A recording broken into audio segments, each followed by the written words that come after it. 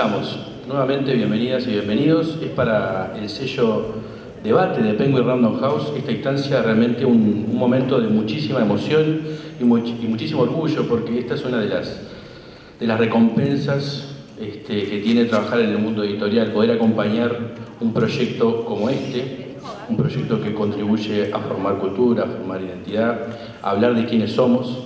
En ese sentido, quiero destacar y agradecer muchísimo la confianza que han tenido en nuestra editorial tanto Alejandro Ferreiro como Gabriel Pereira, quienes dirigen una colección dentro del sello Debate, que es la colección Espejo, y que ya con este es el 7º libro que publicamos dentro de esa colección, y que es nuevamente un aporte al periodismo y al trabajo serio que, como digo, forma identidad.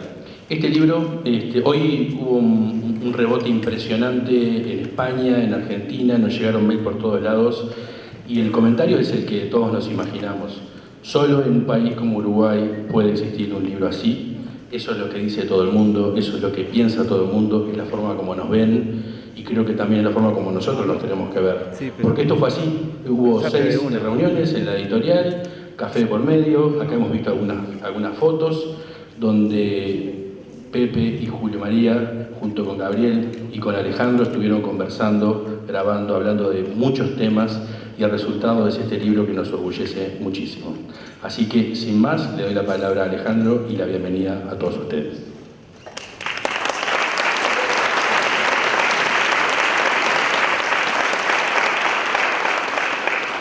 Bueno, buenas noches a todos y todas, gracias por estar acá. Quiero aclarar de entrada que el libro no pretende nunca agotar ningún tema, sería imposible, imagínense, la sensación de que podríamos seguir charlando mucho tiempo. Eso lo quiero decir de antemano porque es algo que lo fuimos sintiendo y está bueno ya decírselo. No van a encontrar agotado ningún tema, pero sí van a tener la posibilidad de acceder a esas charlas que fueron muy agradables. Quiero contar muy brevemente cómo surge esto, porque de alguna manera quiero también agradecer a los protagonistas del libro que se hayan plegado a esta idea. Prendí la radio y estaban entrevistando a Sanguinetti. Era el momento de la discusión del tema de la LUC. Algún periodista le dijo por qué no debatía. Sanguinetti dijo que bueno, que ya no había debates en el país, y alguien le preguntó ¿y por qué no debate con Mujica? Sanguinetti dijo, con Mujica tendríamos que sentarnos a hablar de la vida, ya estamos grandes. Y yo, que también estoy grande y avivado, dije, es esto. Lo llamé a Gabriel y enseguida nos pusimos en contacto y aceptaron tener una primera charla para ver de qué se trataba. Y los engatusamos con simpatía y logramos establecer este acuerdo de juntarnos durante 6 martes. Algunos de esos martes se vieron interrumpidos por razones externas, pero bueno, se postergaba un martes y seguíamos al otro. Quiero decir cosas que quizás en el libro están expuestas, pero es importante subrayarlas acá, que llegaron en hora, siempre cumplieron, aceptaron desde el primer día cuáles eran las pequeñas condiciones, pero vitales para nosotros, tratar de no repasar temas que ya sabíamos, no mirar para atrás y pensar un poco en algo así como que se venía. Es bastante generoso de 2 personas que quizás sigan pensando en un tiempo que tal vez no sigan siendo protagonistas muchos años para adelante, ¿no? Pero estamos hablando a veces de 30, 40, 50 años para adelante, quizás ni siquiera nosotros, los autores del libro, estemos. Pero es bueno destacar eso, también con un montón de cosas más que no voy a decir ahora para no aburrir, pero me resultaba interesante y necesario decir estas cosas. Gaby, ¿algo que quieras agregar respecto a esto? Salta, Violeta. ¿Cómo? No, breve. Gracias a la editorial por permitirnos tener esta colección Espejo. Quiero tener unas palabras para quien participó en este proyecto, que fue quien desgrabó las conversaciones, que es mi hija Martina. Y me quiero tener un minuto en no naturalizar el hecho de que Sanguinetti y Mujica hayan aceptado esto, porque uno de pronto que es periodista y tiene acceso a presidentes, expresidentes, ¿no?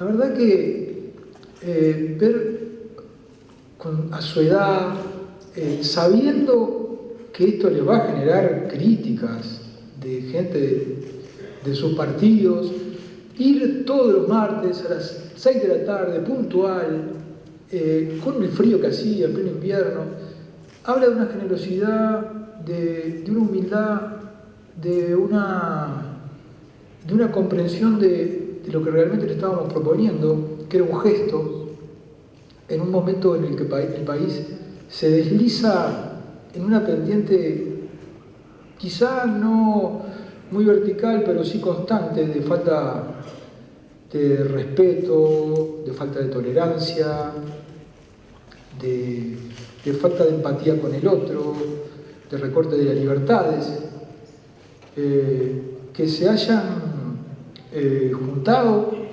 decimos hoy con orgullo, esto en otros países no pasaría, todavía pasa en Uruguay, pero es cierto que Mujica y Sanguinetti puede que representen los últimos especímenes de una estirpe que va desapareciendo, y tenemos un país que los propios dirigentes políticos se juntaron para tratar de bajar los decibeles del debate. Duró lo que una mariposa herida, pero bueno, se intentó. Entonces, yo quería destacar ese aspecto de los protagonistas del libro. Para mí, personalmente, esto es un paso más en mi carrera profesional, pero no sería honesto si no dijera que guardo en algún lugar recóndito de mi cabeza y de mi alma la pesimista esperanza de que esto sea, como dije, un pequeño paso para mí, pero un gran paso para la República y sus valores.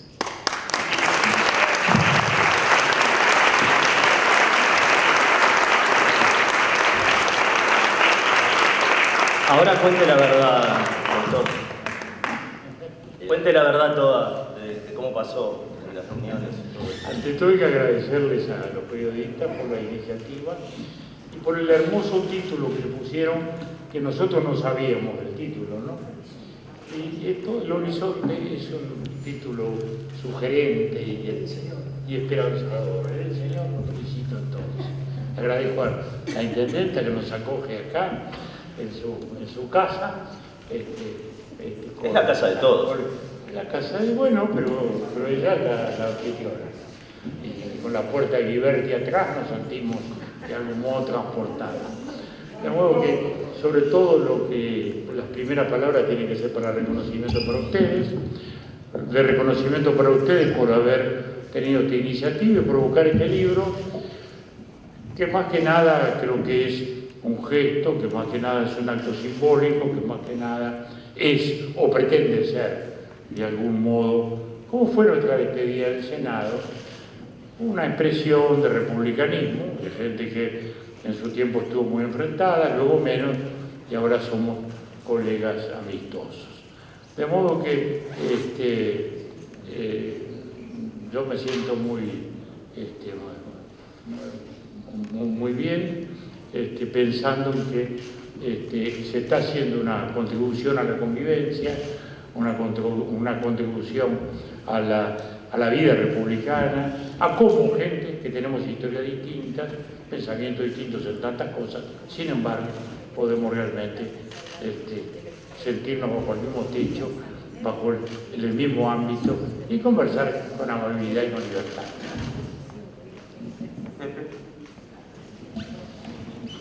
Bueno,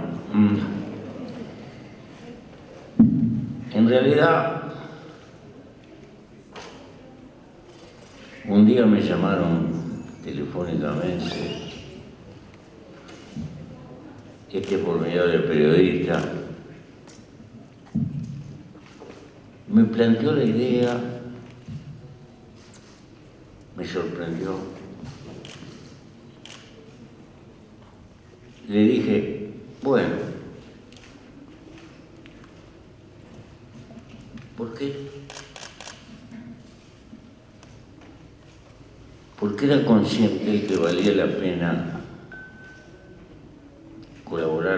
esfuerzo como señal a favor del país. ¿Por qué digo esto?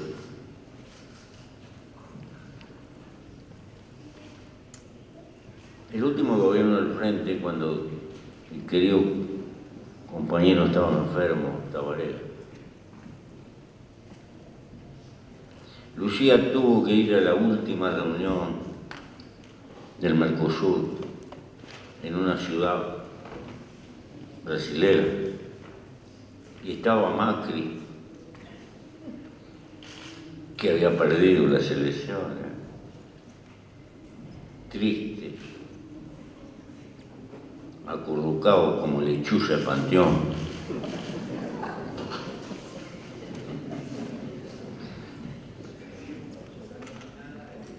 Y Lucía le dice: no se aflijan, la alegría va por los barrios, un día se pierde, otro día se gana. Y Macri le dice: lo que pasa es que ustedes son civilizados, pero en Argentina no somos así. Y esto que lo digo en un tono un poco jocoso, en el fondo es dramático.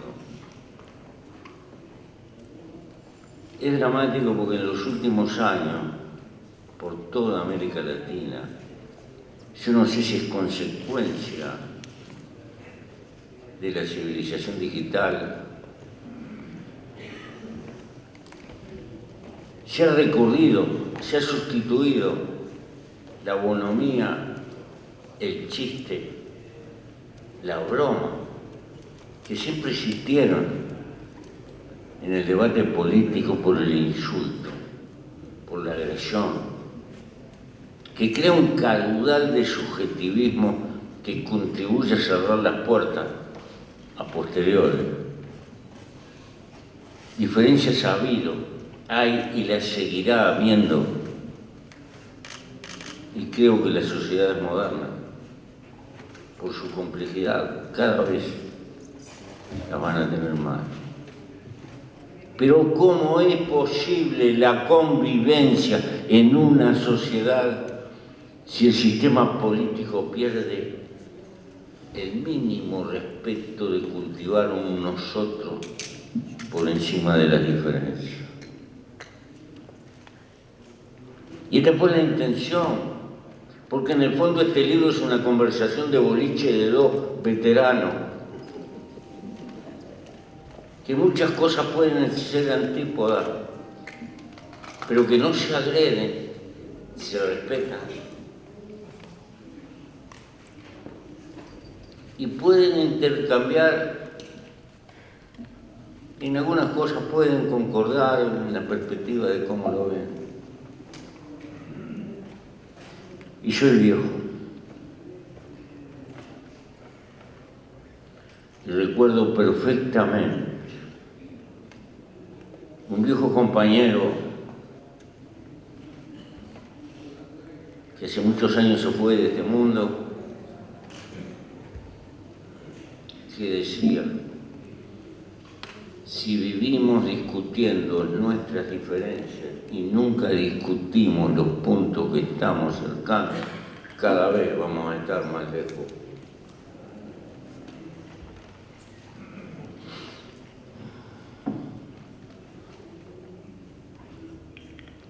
Y temo que en una despedida de carácter político estaba bien un gesto de esto, podía favorecer la imagen de este país. Porque hoy me atrevo a afirmar, en el hemisferio occidental no se puede hacer una cosa de esto, en ningún país. Y bueno, somos chiquitos, no tenemos diferencias, algunas cosas nos tenemos que destacar. Y creo que es un ejemplo, pero quienes conozcan la historia nacional se van a dar cuenta que estas cosas tienen antecedentes históricos. Y ojalá que lo podamos mantener. Eso no quiere, no significa ni cambiar de vereda, ni estar de acuerdo, ni que todo lo mismo. No. Esto significa que una nación es, en primer término, un nosotros. Y después viene la diferencia. Pero hay que cultivar ese nosotros con contenido y con gestualidades. Esta es una pequeña gestualidad en ese sentido. No creo que sea de historia, pero por lo menos de historieta, concédame. Hay las dos cosas.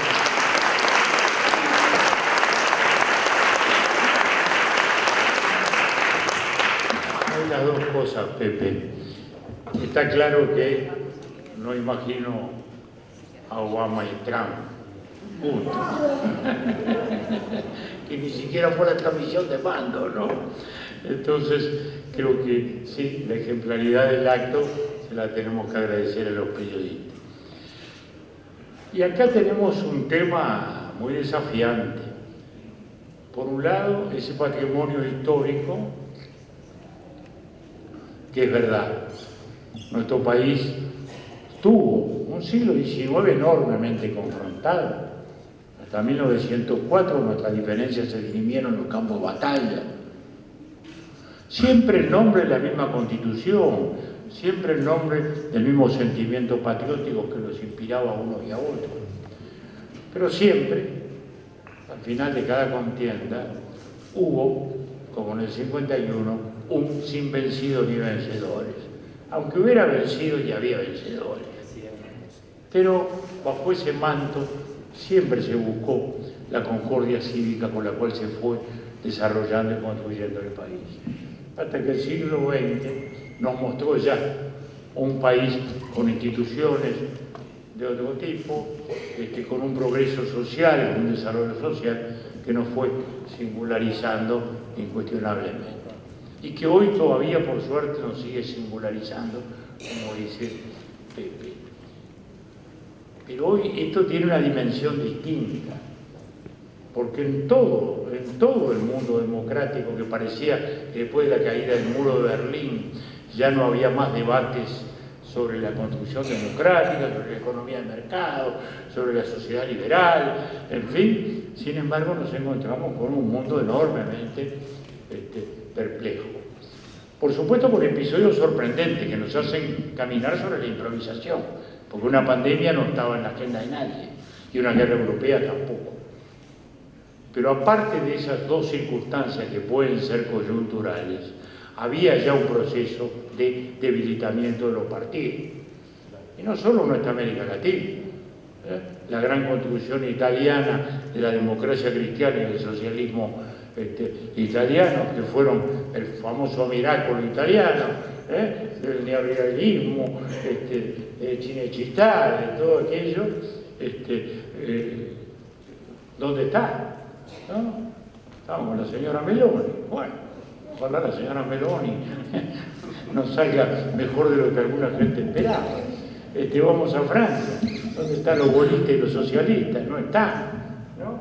Tenemos que optar entre, bueno, lo que hay que optar. Y en nuestra América Latina nos ha pasado también el debilitamiento de los partidos políticos, el debilitamiento de esas estructuras formales fundamentales para la estabilidad democrática. Entonces, el desafío hoy es doble, porque no solo es el de mantener lo que somos, sino el de preservarlos en un mundo que no está en esa línea, en un mundo que desgraciadamente está en un mar de incertidumbres sobre el destino de la democracia, y que se basa en muchas cosas. La inseguridad en el empleo, hoy ya nadie tiene el empleo para toda la vida, hoy todo está amenazado. Entonces el ciudadano aparece como un trabajador temeroso, un contribuyente enojado, un consumidor normalmente insatisfecho, y todo eso va generando ese clima que termina el debilitamiento de las instituciones, esa sociedad líquida de que habla Bauman, de que todo se va acomodando más o menos a la realidad, sin que las instituciones realmente afirmen las cosas como felizmente las afirma nuestro país, y tratamos de seguir contribuyendo para que eso siga así. No, digo que por ahora las cosas son así.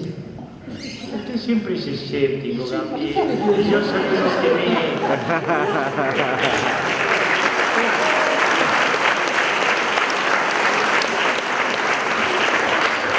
Por ahora y para siempre. En la medida...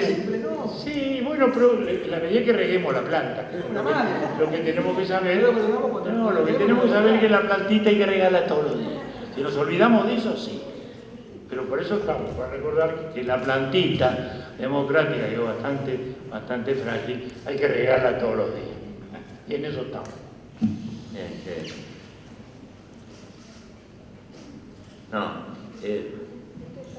Uno hace pocos días anduve por ahí con mi viejo esqueleto.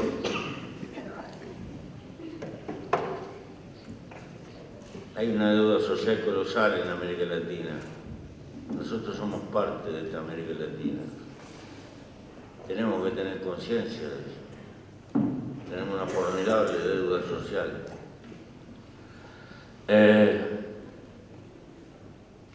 Pero a su vez tenemos que cuidar lo que tenemos.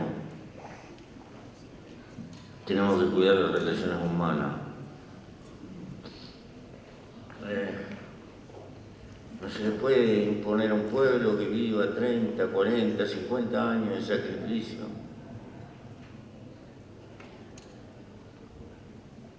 Soñando con una sociedad mejor. Hay que construirla ladrillito a ladrillito, permanentemente. Y cuidar lo que se ha hecho, pero ser consciente de lo mucho que falta. Y eso, transmitirlo y dar la oportunidad a las nuevas generaciones. Que las nuevas generaciones cometan sus errores, los de su tiempo.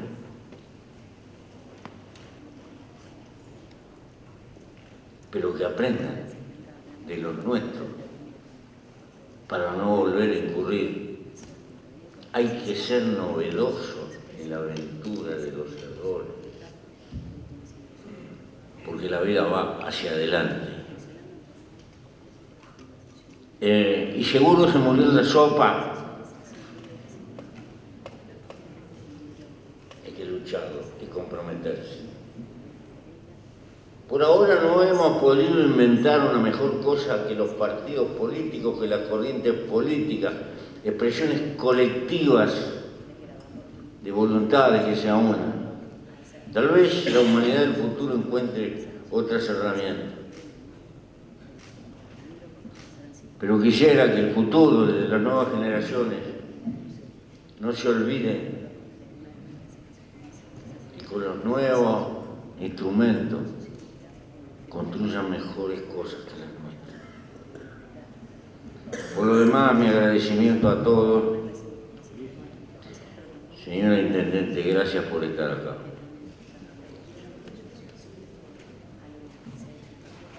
Yo no sé cómo hace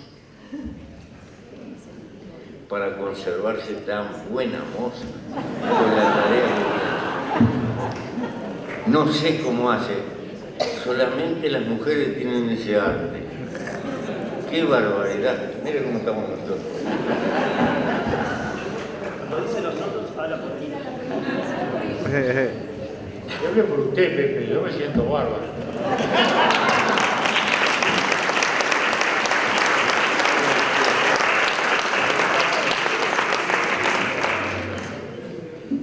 Bueno, pero ese optimismo vital creo que es el que nos tiene que sostener, Gabriel, porque realmente estamos en un mundo muy complejo.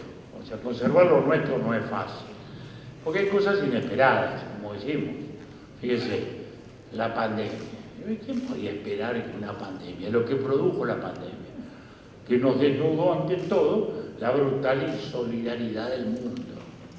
Porque en un fenómeno más universal y más global que nada, pues no hay nada más global que una pandemia universal, cada uno hizo lo que pudo en un sálvese quien pueda, que fue de Europa a Estados Unidos, de Brasil al Uruguay, cada uno hizo. O sea, la pandemia nos mostró nos reveló cosas que eran inesperadas y que exactamente los organismos internacionales superaron todo completamente. Cada uno hizo lo que pudo.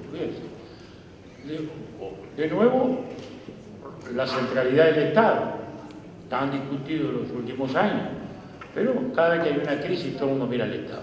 En este caso era una crisis de salud y todo el mundo miró al Estado. Y eso, un Estado con poderes extraordinarios, lo cual también fue otro desafío, porque en muchos países esos poderes extraordinarios no fueron solo para vacunar, pero también para ejercer otras manifestaciones del poder. Y hoy tenemos una guerra europea, que nos ha puesto adelante de fenómenos absolutamente inesperados, ¿no? Porque fíjense, tenemos una crisis alimentaria por un lado, tenemos una crisis de logística por el otro lado, tenemos una inflación acentuada, tenemos problemas de fertilizantes, una increíble crisis de contenedores como tuvimos hace un par de años, parecía una cosa insólita, y un tremendo drama humanitario que se va como normalizando, porque hasta hace unos meses estaba todo el mundo horrorizado. Hoy ya va pasando, como que ya se ha ido asumiendo esto, y me parece que es un gran desafío. Pero vuelvo a decir, nuestras sociedades de pronto ocurren cosas inesperadas. En todos los últimos años el modelo siempre era Chile, decíamos qué bien, ¿no? 2 gobiernos socialistas, 2 gobiernos demócratas cristianos, la concertación, 2 gobiernos conservadores, en fin, muy respetuosos. Sin embargo, un día explotó la sociedad. Y todavía no han logrado salir del tema, no han logrado todavía enderezar el barco, porque todos dijeron hay que hacer una constitución nueva. Se hizo la constitución nueva, y la misma gente que abrumadoramente dijo hay que hacer una constitución nueva, dijeron esta no nos gusta. Bueno, lo cual nos está hablando también de que en la gente hay a veces una moderación mayor que en las élites políticas y conductoras. Porque al final de cuentas, eso fue lo que pasó en Chile también. Entonces, me parece que sí tendremos que estar alertos y cuidadosos para preservar el clima de diálogo y la fuerza de las instituciones. Me siento obligado a hacer una interrupción para decirles a ustedes, imagínense esta charla en una sala, 4 personas. Es importante esto, que el libro apela a reivindicar algo que para mí está en decadencia, que es la conversación, un arte moribundo. Yo estoy mordiéndome la lengua para no intervenir, ¿no? Digo, en la sala lo hacíamos, en una charla, ahora no lo estamos haciendo, pero sí me interesaba aclarar esto. Esta conversación mantuvo más o menos estas características, con chistes, risas, eso es lo que van a encontrar en el libro, me siento obligado a hablar un poco del libro.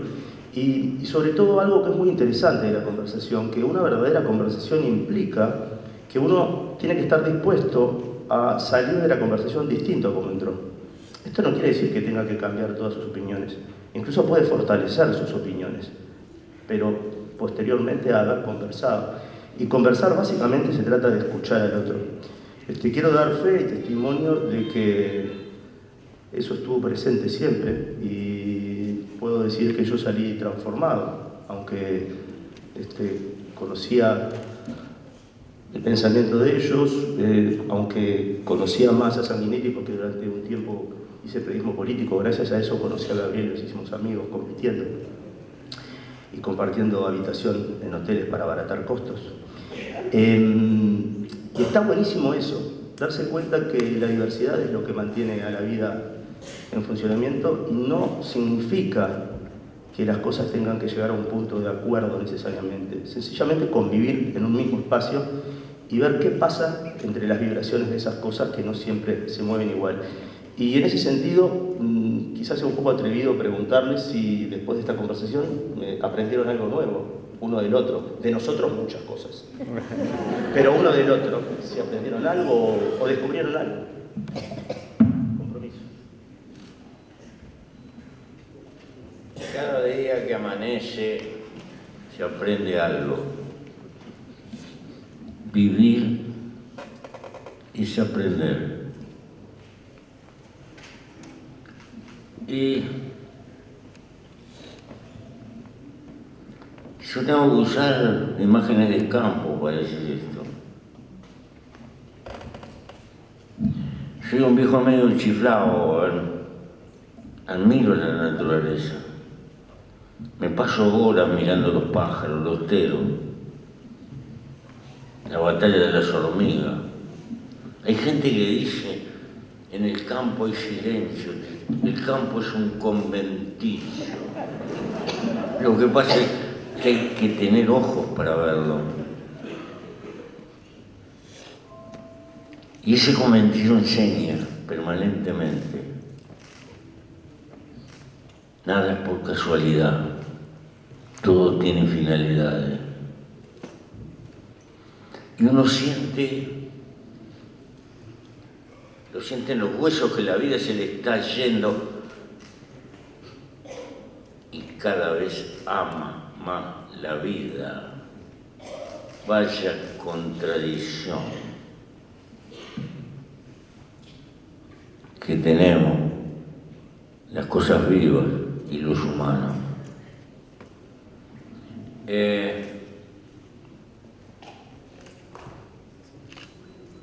Sanguinete es un sembrador de ideas también. Te gusta escucharlo, a veces concordar, a veces tener matices.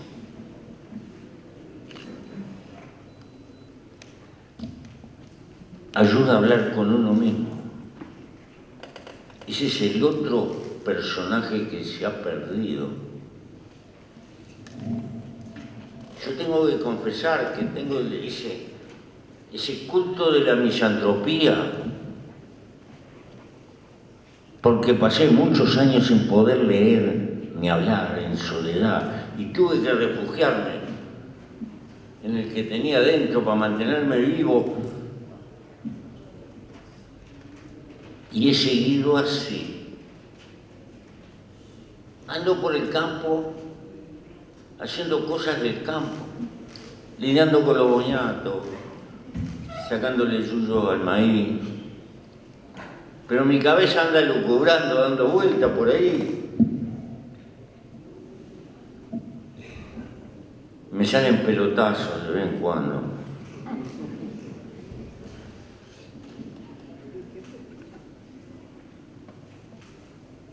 Pero siempre lo digo, cuando llegue esa vieja que nos lleva inapelablemente, le voy a decir, por favor, señora, sirva otra vuelta. Porque me duele cuando veo la gente derrotada, cuando veo las contrariedades inevitables que presenta la vida, esa tendencia a bajar los brazos.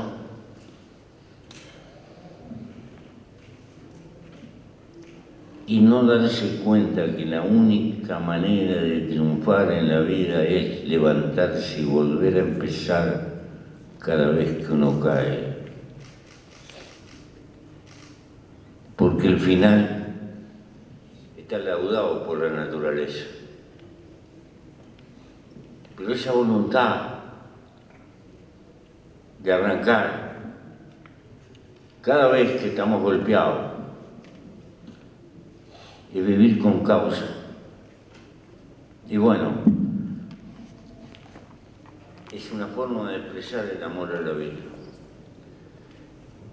Yo le tengo que agradecer a don Julio haberme bancado.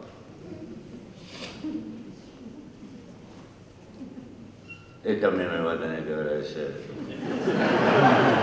A él le van a pegar y a mí también. Destinos Y paralelos. es así, destinos paralelos, y estilo distinto. Pepe es un filósofo de la vida cotidiana, ¿eh? Es un filósofo popular. ¿eh? Yo soy un periodista, básicamente, nunca he dejado de ser eso. Yo soy un cronista de la vida. Narro la vida de los demás. Vidas pasadas cuando me incursiono en la historia, interpretando vidas de artistas cuando incursiono por ese lado.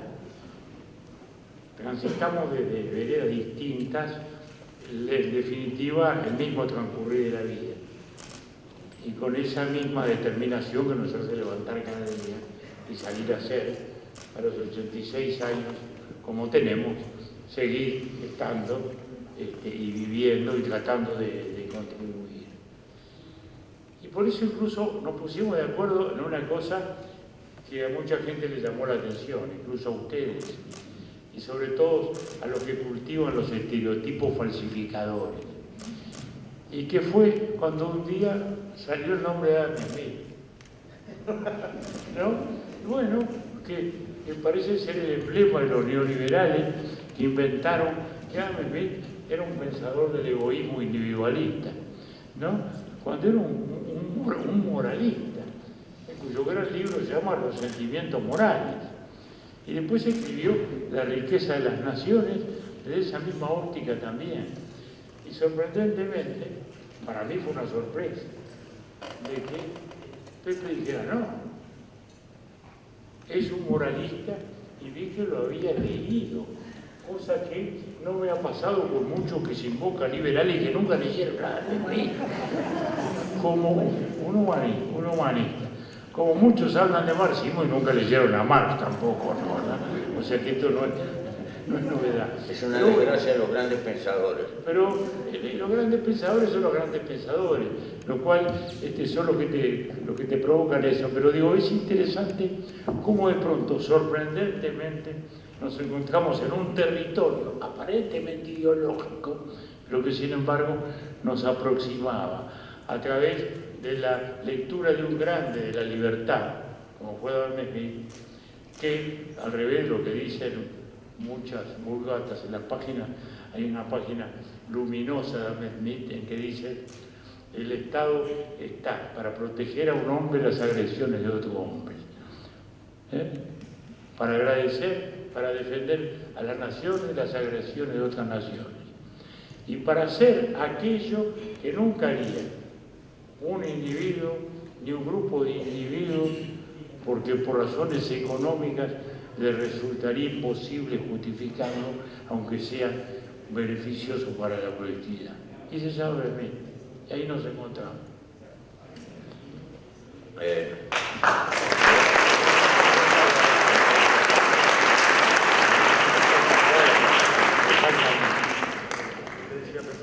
Era una respuesta a Job, Al Leviatán, sí, al al Leviatán. Estado todopoderoso. Y bueno,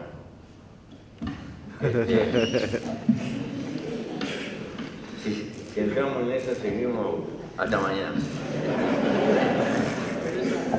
Esa sorpresa, el contenido, está contado en el libro, pero es divino porque la primera reunión bajamos por el ascensor y salieron los dos caminando el trecho que separa el ascensor de la puerta de la sede de Random, apoyando uno, Pepe y el Sanguinetti, uno contra otro, apoyando su humanidad, y uno le dio el brazo a otro. Y yo cité en la radio al portero que vio eso y me hizo acordar a Linda Blair en El Exorcista, cuando la cabeza le da un giro de 360 grados, porque el tipo no podía creer lo que estaba viendo, ¿no? Y cada persona que yo, me gustaba pararme en la calle ahí en Colonia y verlos cuando salían los dos juntos y ver la gente, la cara de la gente, ¿no? Y bueno, me parece que eso de alguna manera justifica también parte del libro.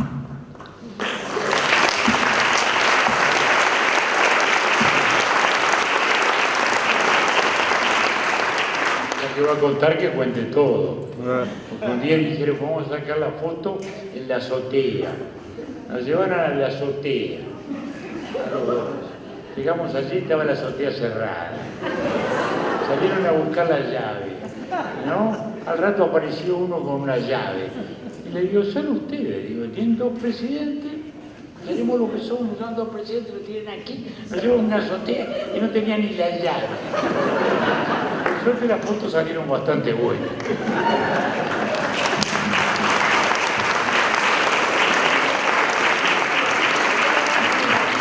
Una acotación es que en el ascensor, mientras subíamos ahí, aunque era invierno, hacía un calor tremendo y un sol rabioso, y esa habitación chiquitita estaba... Y veníamos hablando, en ningún país se puede hacer esto, no, nosotros ahí canchereando, y en ningún país se puede encerrar a los presidentes sin seguridad en estas condiciones, dijo. Pero quiero reivindicarnos a nosotros un poco también, porque en la primera reunión, el primer encuentro, cuando bajaban, ese día que después salieron del brazo y Linda Blair estaba cubriendo la portería de ese lugar, en el ascensor, Julián, el editor general, Julián Uriria, les preguntó, ¿y cómo se sintieron, no? Y dijeron, bien, bueno, vamos a ver cómo termina esto, dijo Sanguinetti. Y Mujica le dijo, no se preocupe, doctor, que cuando este libro esté terminado, nosotros vamos a estar del otro lado. No, señor, que terminamos.